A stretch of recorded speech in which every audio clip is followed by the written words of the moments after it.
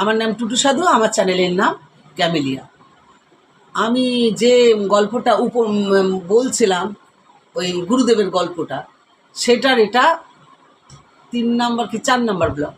তা এই যে মানুষকে যে শেখাচ্ছে, গুরুমন্ত্র দিচ্ছে, শিষ্য বানাচ্ছে, এই শিষ্যরা এত নাচানাচি করছে, তারা নিরামিষ খাচ্ছে, তারা কাঠের মালা পরছে, তারা তাদের পরবর্তী জেনারেশনকে শেখাচ্ছে সারা জীবন কিছু খাবে না, পড়বে না, মাখবে না, আর সব কিছু সুখ স্বাচ্ছন্দ্য চাওয়া পাওয়া সব কিছু ওই গুরুদেব মিটিয়ে গেছে।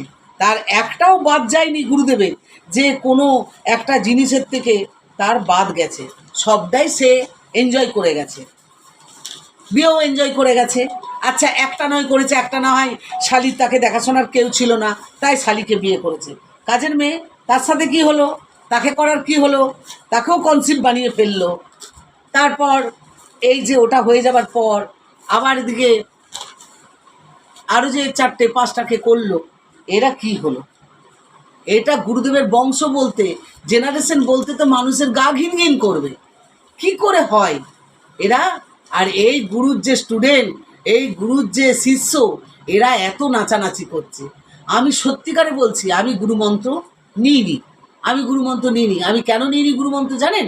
আমি গুরুমন্ত্র তখন নেব যখন কাম, ক্রোধ, লোভ, মোহ, কামিনী, কাঞ্চন 6টা রিপুকে যখন আমি দমন করতে পারবো।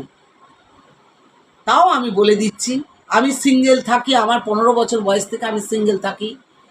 আর লোভের বলতে আমার কারোর কাছে কোনো জিনিসের লোভ হয় না, কারোর কোনো জিনিসের তো লোভ হয় না। নিজের যেটুকু আর্ন করব সেটুকুই আমি খাবো, সেটুকুই পরবো, সেটুকুই মাখবো। কারোর কোনো জিনিস দেখলে আমার লোভ হয় না।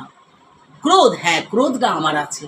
আমি অন্যায় একদম সহ্য করতে পারি না, অন্যায় দেখলেই আমি প্রতিবাদ করি, অন্যায় সহ্য করতে পারি না, তাই ক্রোধটা আছে।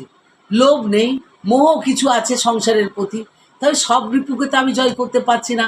সে প্রয়োজনে হোক, অপ্রয়োজনে হোক, মায়াতে হোক, একটা তো থাকে। আমি বলেছি না, আমি গুরুমন্ত্র নেব না, আমি নাস্তিক নই। আমি ব্রহ্ম সময়ে উঠি, আমি 3টের থেকে 5টার মধ্যে আমি ঘুম থেকে উঠি, আমি লক্ষ্মী মন্ত্র জপ করি, আমি কর্পূর আরতি করি, আমি গঙ্গা জল ছিটাই, কাপড় জামা ছিটিয়ে শরীর ছেড়ে সব করে 3টের থেকে 5টার মধ্যে, 5টা আমার লাগে না, আমার 3টে বাজলেই আমাকে ভগবান জাগিয়ে দেয়। আর যেদিন আমাকে জাগাবে না বা আমার শরীর অসুস্থ, সেদিন আমি জানি ঠাকুর আমার কাছে আজকে নেবে না, আমার শরীর অসুস্থ জেনেই নেবে না।